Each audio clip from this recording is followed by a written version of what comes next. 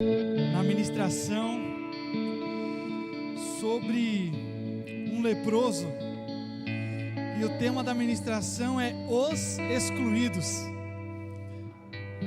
Tem muita gente que às vezes se sente excluída, né? Menosprezada, jogada de escanteio. Ontem eu estava assistindo a final do Flamengo e Palmeiras, e teve um comentarista lá no SBT que ele falou assim: pô, ninguém gosta de ficar no banco de reserva. Se alguém falar que gosta, está mentindo. Ele falou: 100% não gosta, e 100% não gosta também de sair de campo.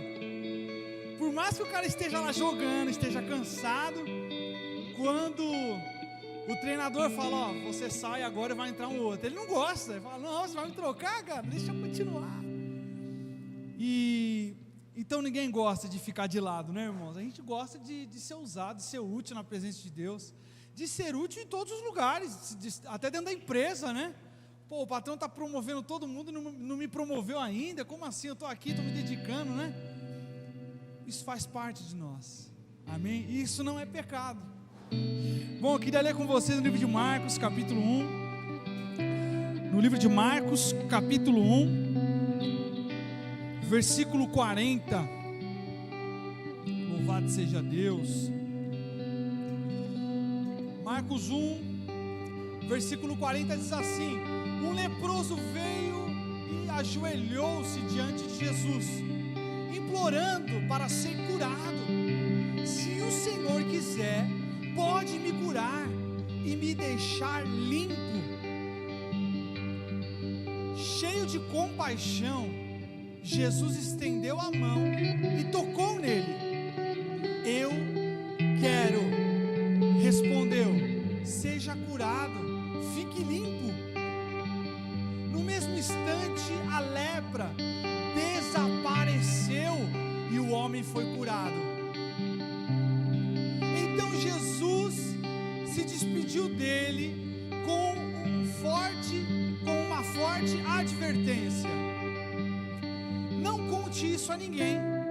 Vá e apresente-se ao sacerdote para que ele o examine. Leve a oferta que a lei de Moisés exige pela sua purificação, e isso servirá como testemunho. O homem, porém, saiu e começou a contar tudo o que havia acontecido. Por isso, em pouco tempo, grandes multidões cercaram Jesus, e ele já não conseguia entrar publicamente em cidade alguma. E embora se mantivesse em lugares isolados, gente de toda parte vinha até ele. Senhor, fala conosco nessa manhã, Pai. Nós queremos te ouvir, Pai, em nome de Jesus. Abre o nosso entendimento, ilumina, Senhor, os nossos pensamentos, para que nós possamos compreender qual seja a tua vontade, porque a tua vontade é boa, perfeita e agradável, Senhor. Deus, que nessa manhã seja colocado por terra todo impedimento, todo obstáculo, toda sonolência, toda distração, tudo, Senhor, que possa nos impedir de pegar da tua palavra, Senhor, nesta manhã. Guarda-nos em ti, abençoa-nos nesse momento, em nome de Jesus. Amém, amém. Glória a Deus. Pode se sentar, por favor.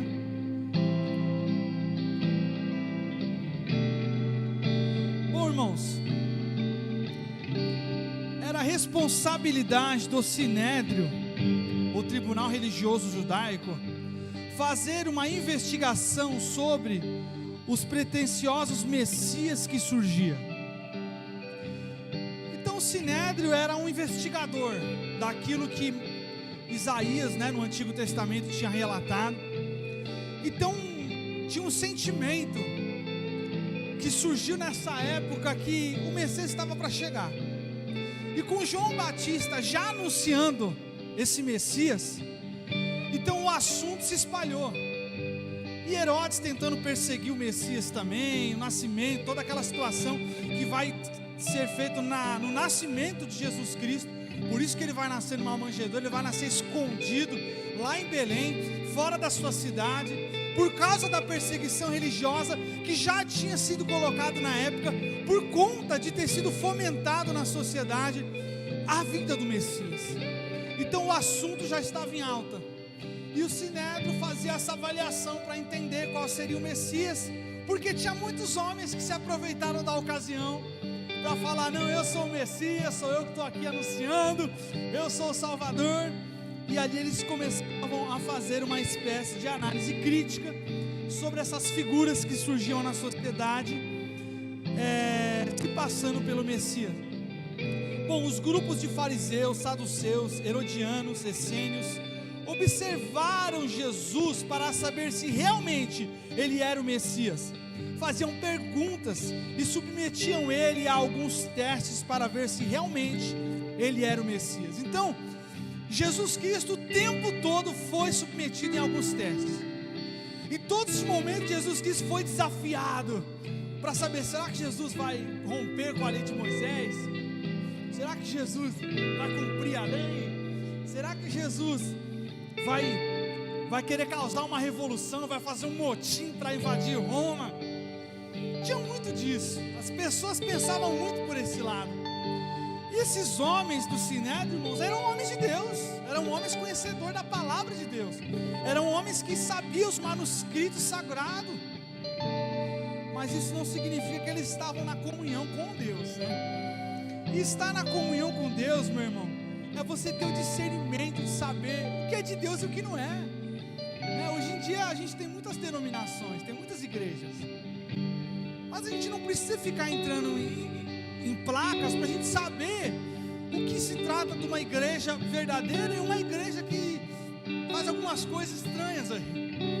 Então esse discernimento ele vem com uma comunhão que eu crio com Deus, porque se eu estou em Deus eu sei o que é de Deus, se eu estou em Deus eu sei o que é luz.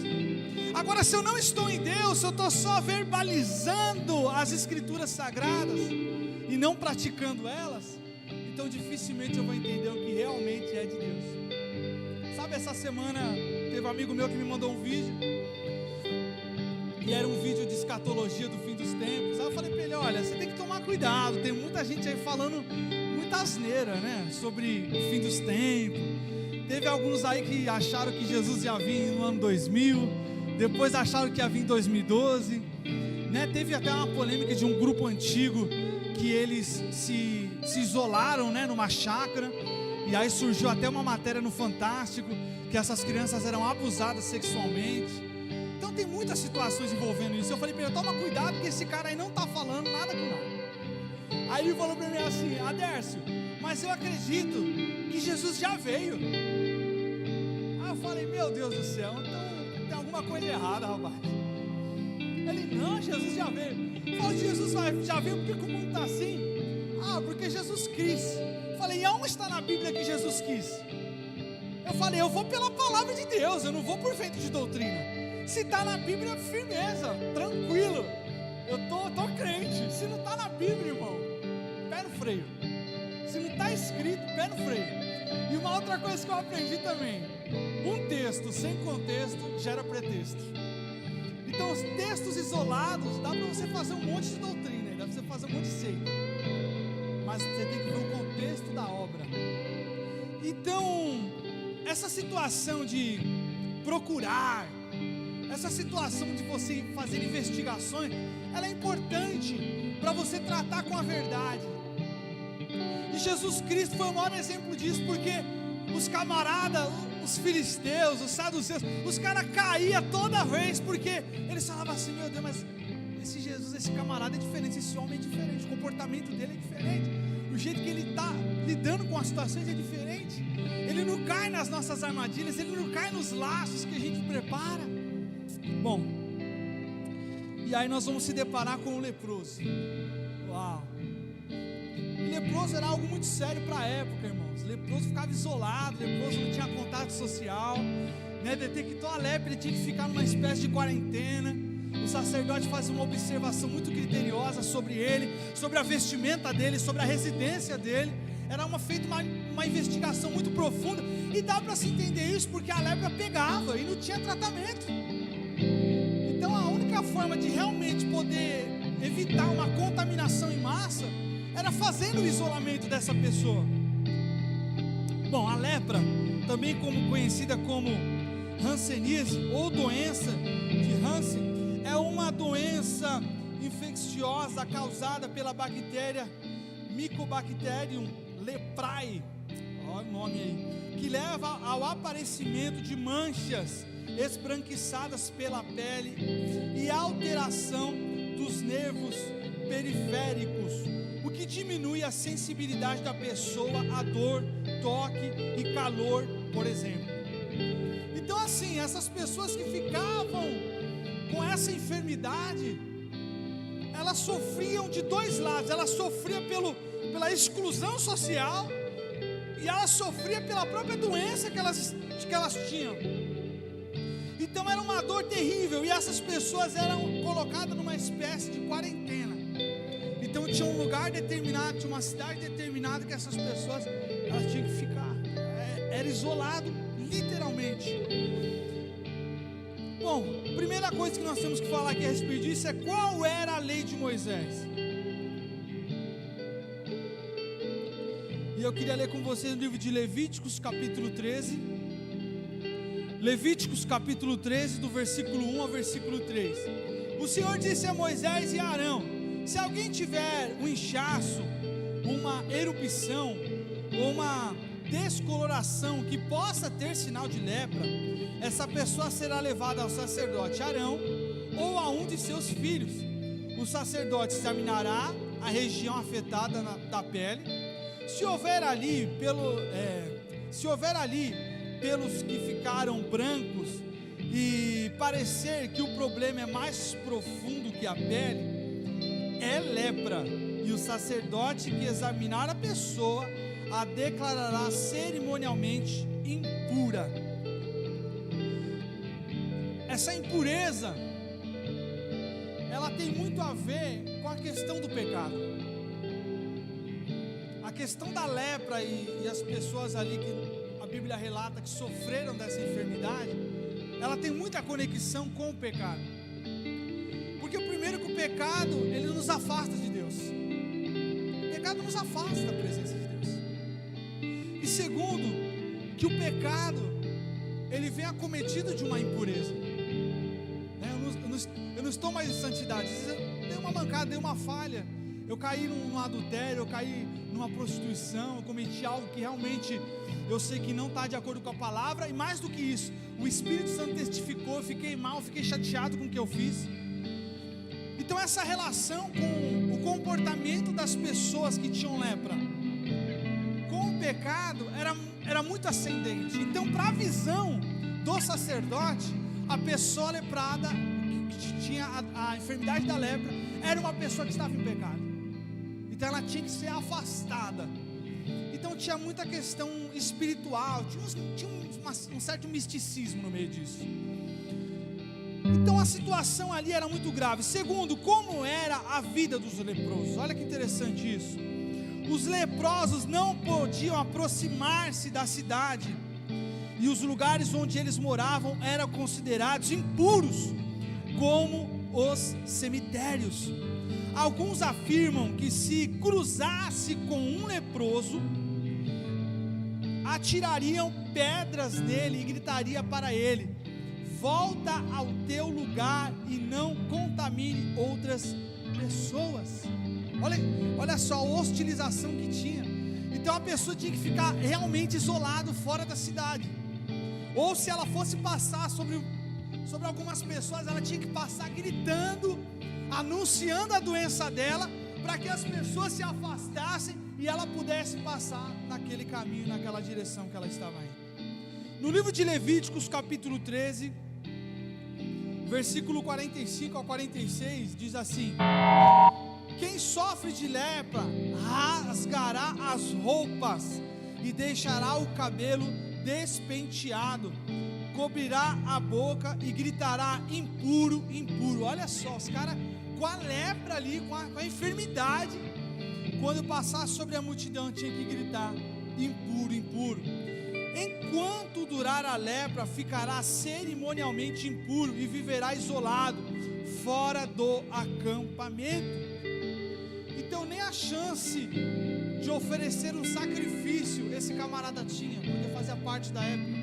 a expiação do pecado das pessoas era feita através de matar um cordeiro, né? Um novilho, melhor dizendo. Então essas pessoas, elas não podiam nem sequer ter o direito de fazer as cerimônias que eram rituais da época. Então era um isolamento por completo. Não é como se diz hoje, né? As pessoas falam do tal do cancelado. Essa galera estava cancelada. Terceiro, o que fazer quando era curado da lepra? A lei estabelecia que quem ficar curado dessa doença se apresente ao sacerdote. Ele, depois das devidas verificações, decidia readmiti-lo na comunidade. Terceiro, qual era a oferta da lei de Moisés? Bom, depois oferecerá uma das rolas ou um dos pombinhos, conforme houver na sua mão. Do que houver nas suas mãos, será um para a oferta pelo pecado e o outro para o holocausto, com a oferta de manjares. E assim o sacerdote fará a expiação por aqueles que têm se purificar-se perante o Senhor. Então olha só, esses 3 pontos são importantes para nós entendermos qual era a situação da época, qual era a condição de uma pessoa leprosa e qual era a situação dessa pessoa quando havia uma oportunidade dela ser considerada pura novamente. Assim, em resumo, quase ninguém era readmitido na sociedade. Quase ninguém era colocado de volta falando: ó, você não tem mais lepra. Porque você concorda comigo que se eles tinham que conviver juntos, a enfermidade passava um para o outro e não, a pessoa às vezes podia não estar com a enfermidade, mas se o sacerdote viu alguma coisa estranha, ela já tinha que ficar isolada. E às vezes nesse isolamento ela acabava sendo contaminada pela doença. Então era um cenário de tristeza, era um cenário de sofrimento, era um cenário de abandono, de exclusão social. Essas pessoas não tinham a quem recorrer, essas pessoas não tinham ninguém para representá-las, não tinha sindicato para ir lá e falar: sou representante dos leprosos de Jerusalém. Não tinha isso. Elas tinham que recorrer, sabe a quem? A ninguém. Você imagina, era um leproso olhando para o outro falando: e aí, você está com menos dor hoje? Você está se coçando menos hoje? Você está se sentindo menos mal hoje? E você sabe, irmãos, essa é uma mentalidade que se estabeleceu e não tinha uma perspectiva de vida. E é isso que eu acho formidável no Evangelho, porque o Evangelho nos dá uma perspectiva de vida. O Evangelho nos dá um sentido da nossa existência. O Evangelho nos dá o porquê estamos aqui nessa manhã de domingo e poderia estar dormindo.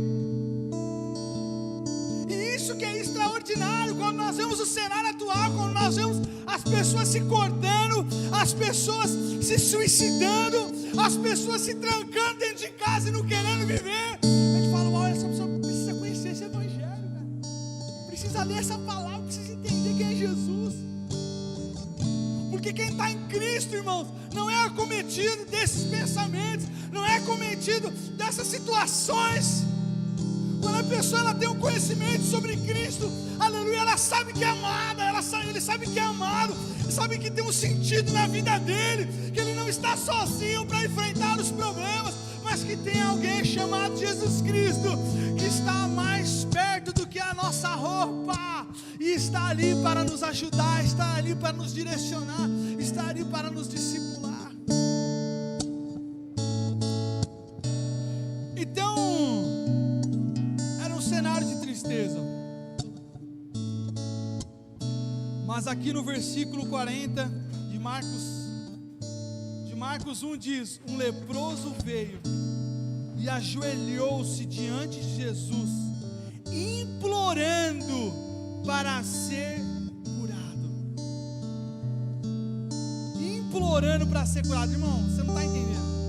Aconteceu uma metanoia no grupinho dos leprosos. Aconteceu algo diferente com essa turma. Uma uma turma isolada, uma turma sem informação. Você imagina uma Coreia do Norte, irmão. E de repente, e aqui eu tenho que conjecturar para a gente conseguir entender essa figura que apareceu.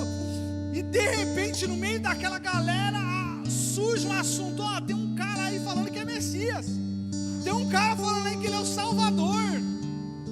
E que ele tem curado, ele está libertando pessoas, ele está expulsando demônios. Só que quando a gente está num estado de tristeza, de angústia, de aflição, sem perspectiva, o primeiro sentimento que vem é mais uma situação. A pessoa que é pessimista, ela é assim, não é? Não vai dar certo. Está começando a dar certo, a porta está se abrindo, as coisas estão começando a melhorar, mas ela fala: não, isso aí vai durar só uma semana, daqui a pouco volta tudo. Eu não vou me alegrar com isso não, eu não vou festejar com isso não.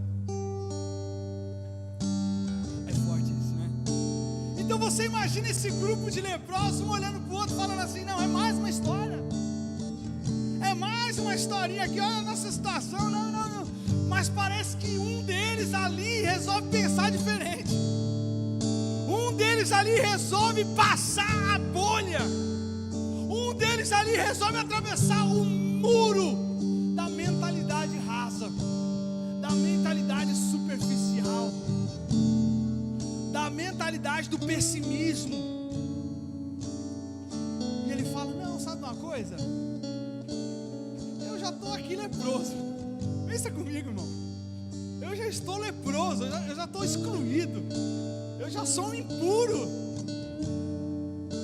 Eu vou lá ver se essa notícia é verdadeira. O máximo que vai acontecer é a galera me apedrejar. Pode ser, podem começar a me apedrejar ali, velho. Mas vale a pena o risco.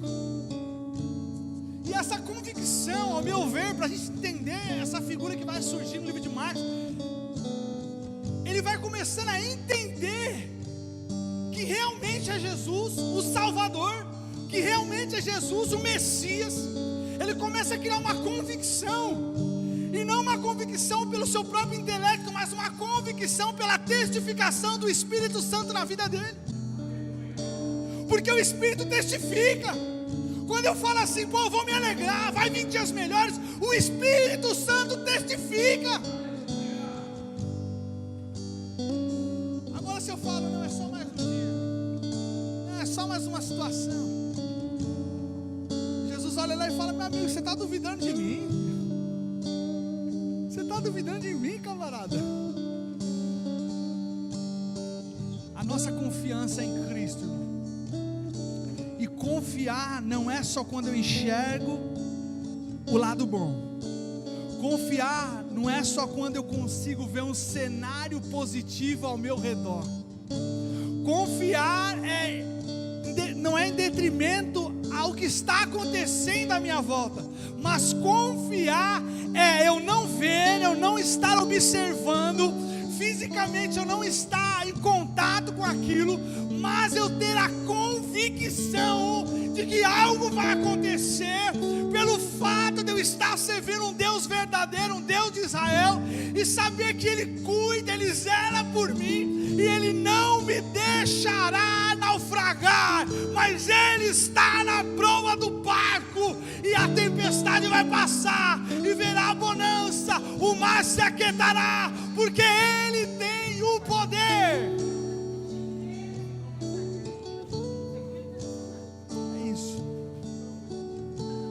Esse leproso, ele começou a ter essa convicção. O Espírito Santo está testificando no coração dele. E por isso que eu vou ler aqui novamente, aí você vai entendendo mais ainda. Quando você lê o mesmo versículo umas 30 vezes, você vai mergulhando, sabe? É um negócio espiritual. Olha lá, ó. Um leproso veio, ele saiu de onde ele estava, irmão. Jesus não entrou no meio dos leprosos, amém? Jesus não entrou no meio dos leprosos. Ele estava na beira de um caminho, ele estava na província de uma cidade. Então esse leproso saiu do lugar onde ele estava. Provavelmente ele foi meio escondido, meio 007. Ele fez algum... E ele começou a ir para perto. Ele começou a ver a multidão. Ele começou a ir para perto. Um leproso veio e ajoelhou. Cara, é muita ousadia isso. Ele podia ser apedrejado, irmão. Ele podia ser apedrejado. Se alguém olhasse para ele, ia começar a gritar impuro, impuro, ia começar, sabe, expulsar ele daquela. Aí a palavra fala que um leproso veio e ajoelhou-se diante de Jesus. E o que significa ajoelhar? Submissão. Eu estou reconhecendo a autoridade.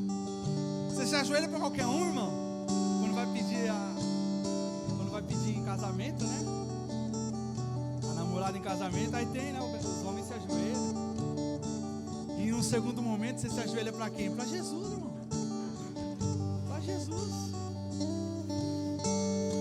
Então aquele leproso, ele já tinha esse entendimento. Esse homem é diferente. Esse homem realmente é o Salvador. Ele é o próprio Deus aqui na terra. Então diante de Jesus ele se ajoelhou, implorando para ser curado.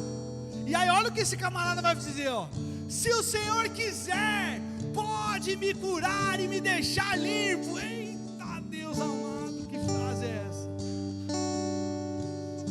Se o Senhor quiser, pode me curar e me deixar limpo. Em outras palavras, esse homem que era cometido dessa enfermidade estava dizendo: ei, eu reconheço, você é o Messias, você é o Salvador, eu acredito em você e eu tenho a convicção, se você quiser, você pode me curar agora. O cara desafiou Jesus ali, irmão. Falou: eu te conheço, cara. Muitos podem não te conhecer, muitos podem duvidar de quem você realmente é, mas eu sei quem você é, eu confio em você, e eu sei que você pode me curar aqui e agora, nesse momento. E isso era um desafio em tanto, porque a situação era assim: os apóstolos que estavam com Cristo ficam indignados com a cena, porque se trata de um leproso. Em outras palavras, Jesus ia ficar impuro. Olha só, se Jesus tocar aqui agora, vai ficar impuro, vai ficar em pecado. E aí o 41, cheio de compaixão. Repita isso comigo, irmão: cheio de compaixão. Vamos no 3, cheio de compaixão. 1, 2, cheio de compaixão. Você sabe o que é compaixão, irmão? Eu me coloco no lugar do outro, sabe? Eu estou sentindo o que você está sentindo. Eu não sei se vocês já tiveram isso. Eu já tive essas paradas assim, irmão, da pessoa começar a falar e eu senti o que ela está sentindo, a angústia, a tristeza. Parece que passa o filme da pessoa no nosso coração. Então, cheio de compaixão, Jesus estendeu a mão e fez o que, irmão? Tocou nele, irmão. Tocou nele. Oh, Deus. Às vezes nós damos mancada, às vezes a gente erra, peca, comete algumas questões que não condiz com a palavra e fala: Deus não vai me perdoar, Deus não vai me aceitar, Jesus está me rejeitando. Jesus estendeu a mão e tocou nele. Não é intercedeu por ele, não é orou e jejuou por ele. Jesus foi lá e tocou nele. Tocou nele. Ele sentiu compaixão, ele foi lá e tocou. Ele te toca aqui nessa manhã. O toque do Senhor, o toque da transformação, o toque da renovação do Senhor. E Jesus olha para você e fala: eu te purifico. Porque ali era o encontro do impuro com o puro, irmãos, do sujo com o limpo. E toda a impureza que aquele homem poderia ter carregado, todo tipo de enfermidade que ele poderia ter gerado ao longo da vida dele, agora a pureza chegou, a saúde chegou, a regeneração chegou e tocou nele. E aquele homem foi tocado pela presença de Jesus. Não, fisicamente Jesus toca nele. Aleluia.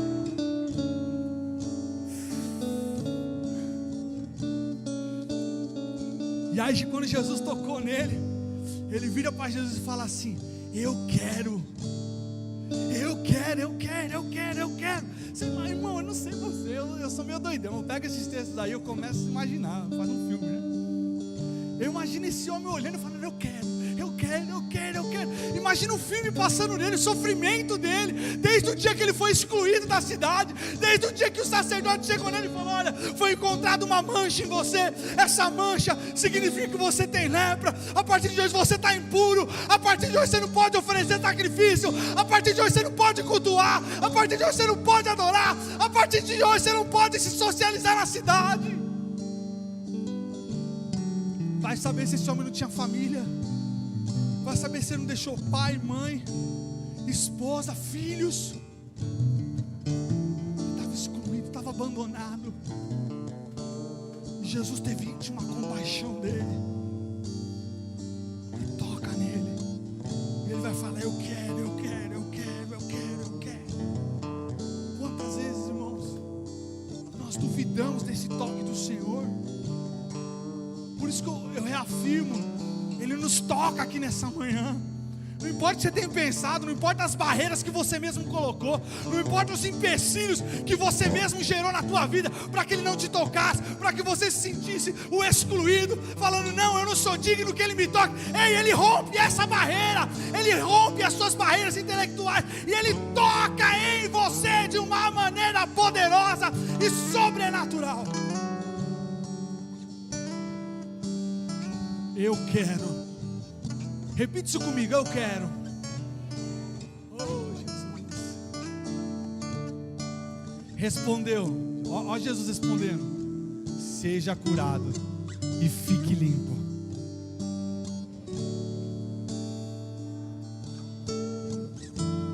Jesus não falou assim: eu vou abrir o Salmo 91, eu vou abrir o Salmo 23, soberano e eterno.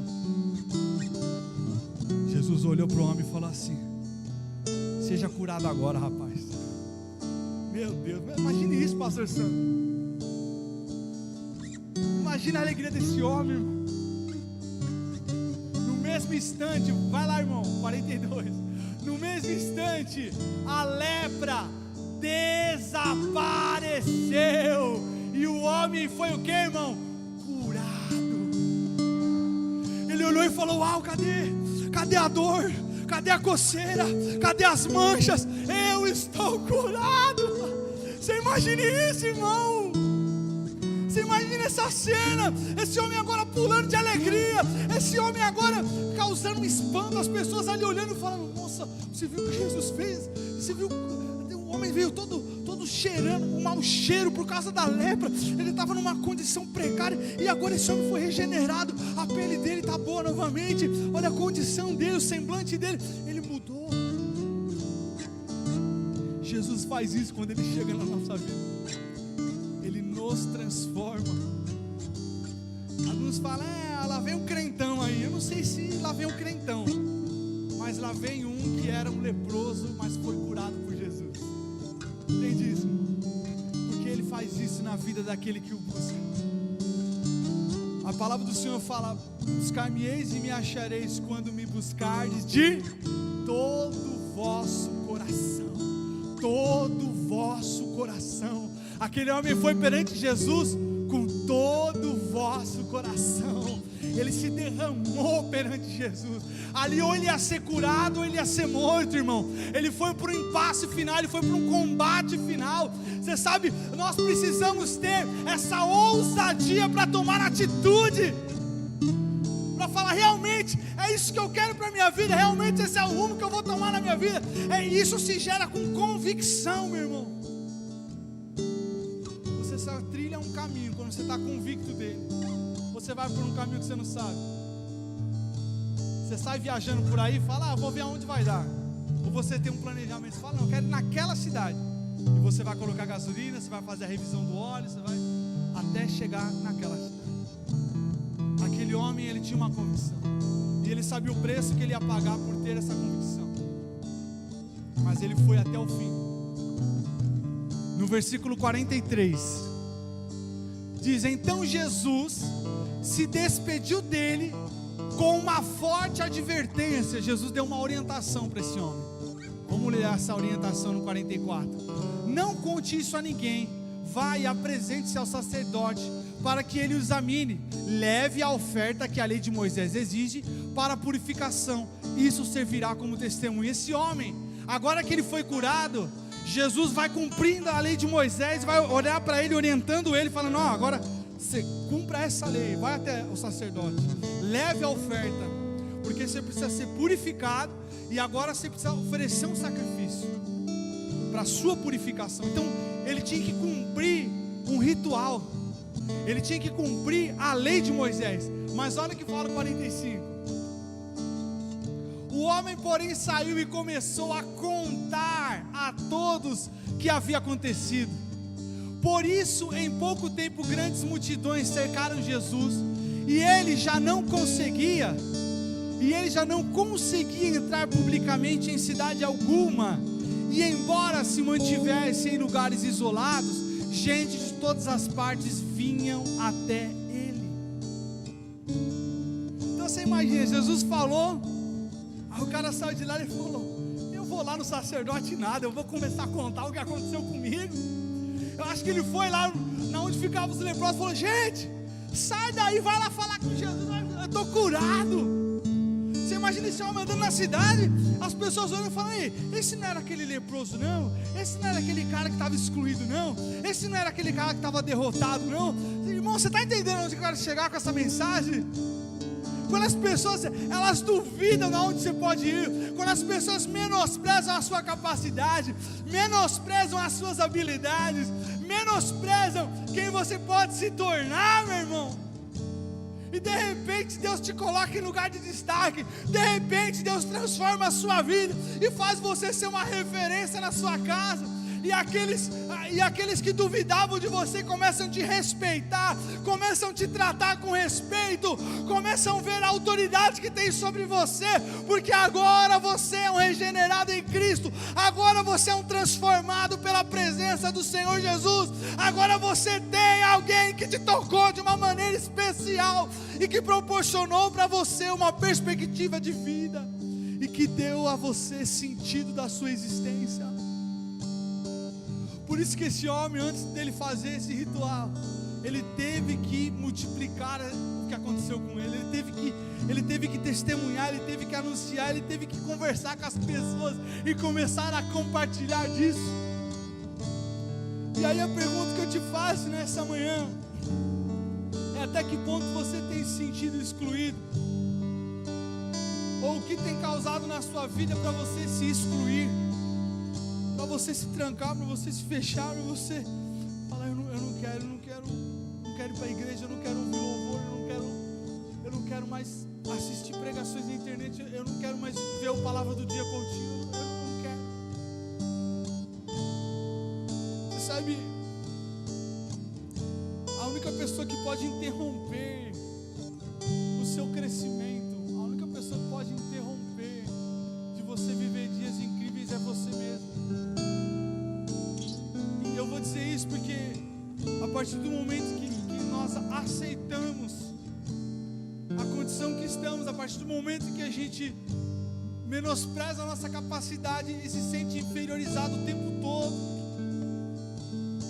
nós deixamos um bloqueio muito grande do agir de Deus. Porque se eu entendo que Deus é soberano, se eu entendo que Deus ele é poderoso e santo e que Ele tem o poder de fazer grandes coisas, então por que eu vou ficar com um pensamento raso?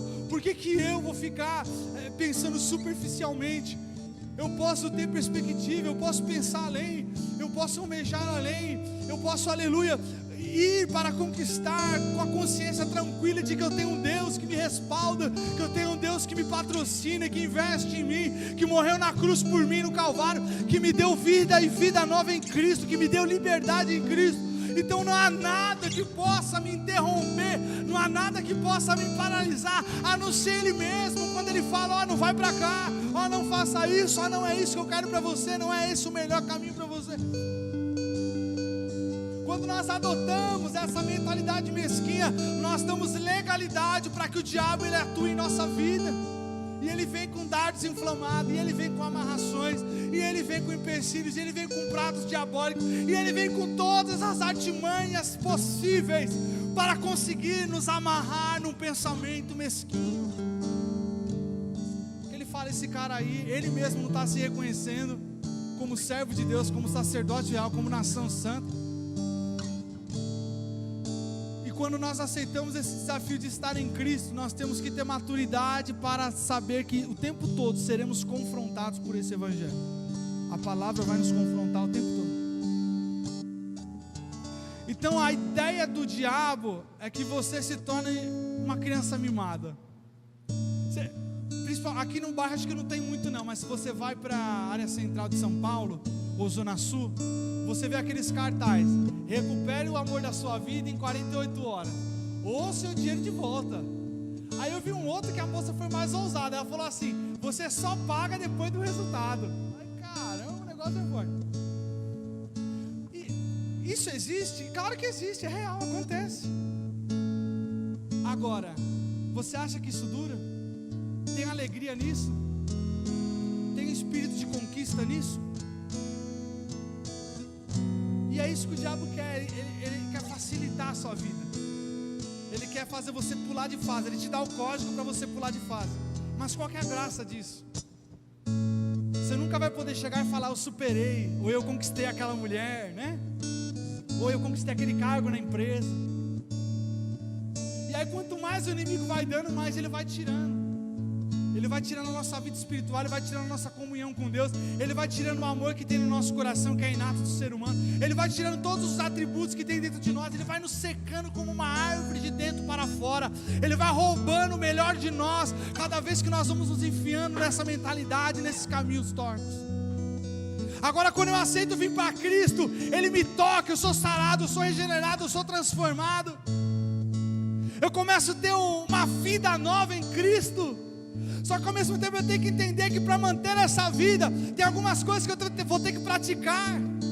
E isso está ligado à minha santidade, isso está ligado à minha comunhão, isso está ligado, aleluia, aos meus momentos de intimidade com a presença dEle. Eu preciso estar disposto a abdicar de coisas que não são agradáveis a Deus, para que eu possa experimentar o melhor que Deus tem para mim nessa terra.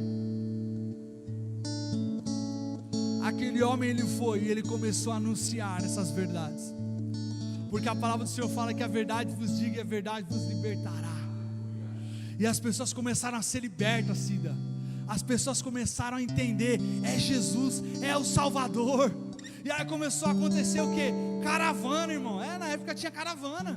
A galera começou a sair de outras cidades e ir ao encontro de Jesus, e o assunto se espalhava. Só falar: Jesus está em Nazaré, Jesus está na Galileia, Jesus está no Jordão, Jesus está em Belém, Jesus está ali, Jesus está aqui. E a multidão começava a ir atrás de Jesus, e o povo querendo estar perto, o povo sentando para ouvir Jesus. E aí o povo vê multiplicação de pães, aí o povo vê Jesus andando por cima das águas, aí Pedro, Tiago e João vê a transfiguração de Jesus. Amado, andar com Jesus Cristo é estar disposto a entrar numa tremenda aventura. Está disposto? Então faz a mala, porque é isso, é uma aventura, irmão. É não viver só por viver, sabe? Sei lá, eu penso muito nisso, né? Você está lá com 70, 80 anos, e aí vem o netão do seu lado, fala: eu vou. Aí você fala: senta aqui, neto, deixa eu te contar uma história lá da IDB Jaraguá. Eita Deus. Tenha histórias, irmãos, para contar. Deixe ser levado nessa aventura de Cristo. E é uma aventura consciente, é uma aventura estrategicamente planejada. Não é a aventura do mundo não, viu, irmão? Não é essa aventura doida aí não. É uma aventura santa, é uma aventura de desbravamento, é uma aventura de conhecimento, de amplitude, de horizontes. Você vai crescer, você vai amadurecer, você vai adquirir sabedoria, você vai adquirir discernimento, você vai começar a ter uma grandeza dentro de você, porque é isso que Jesus Cristo nos proporciona quando aceitamos viver nesse Evangelho. É uma aventura. Você pode se colocar em pé, por favor?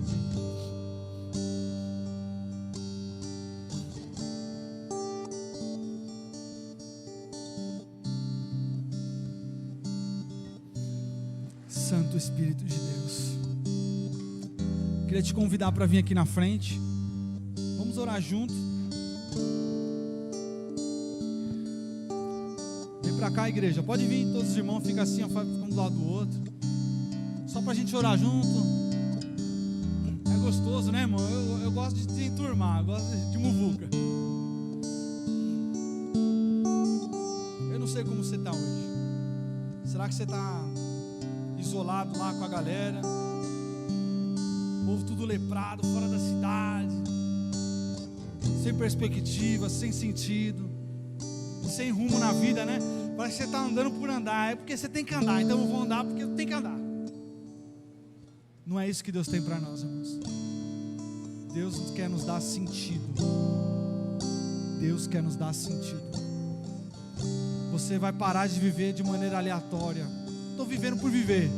Deixa a vida me levar, esquece isso. Você está vivendo porque Cristo te colocou na terra. Ele tem propósito na sua vida. Ele tem algo extraordinário para fazer através da sua vida. Senhor, em nome de Jesus, Pai, nos colocamos em Tua presença, Senhor. Senhor, nós queremos mais de Ti, Pai. Pai, como aquele homem, Senhor, que correu para o Senhor, que se ajoelhou diante de Ti, Senhor. Deus, que reconheceu a autoridade que o Senhor tinha, o Senhor tem. Oh, Deus, nós nos colocamos como esse homem nessa manhã, Pai. E corremos para perto do Senhor, e corremos para perto do Senhor, porque nós queremos mais e mais e mais de Ti. Nós queremos mais e mais da Tua presença. Nós queremos mais e mais do Teu Espírito Santo. Nós queremos mais de Ti. Esvazia a nossa mente, esvazia o nosso coração daquilo que não provém de Ti, daquilo que não tem sido agradável para Ti, daquilo que tem nos bloqueado, daquilo que tem nos paralisado. Senhor, arranca de nós o que não provém de Ti. Senhor, nós queremos viver mais de Ti em nossas vidas. Nós queremos experimentar mais do Senhor em nossas vidas, meu Deus. Senhor, rompe em nós, Senhor, com todos os obstáculos que foram colocados para nos paralisar, para paralisar a nossa fé, para engessar a nossa fé, Senhor. Nós quebramos isso nessa manhã, Senhor. Nós não aceitamos a condição espiritual que estamos hoje. Nós queremos mais da Tua presença, Espírito Santo. Nós queremos mais da Tua presença, Senhor. Abençoe, Senhor, a igreja. Abençoe cada irmão e irmã aqui nesta manhã, Jesus. Toca, Senhor, toca, Pai, de maneira poderosa. Toca, Senhor, de uma maneira tremenda nessa hora, Senhor. Santo Espírito de Deus, Santo Espírito de Deus, vem, Senhor, com um toque profundo, um toque tremendo, Senhor. Vem com um toque, assim como o Senhor tocou aquele homem leproso. Senhor, o Senhor não podia ter tocado. A lei dizia que o Senhor não deveria tocar naquele homem, mas o Senhor tocou naquele homem.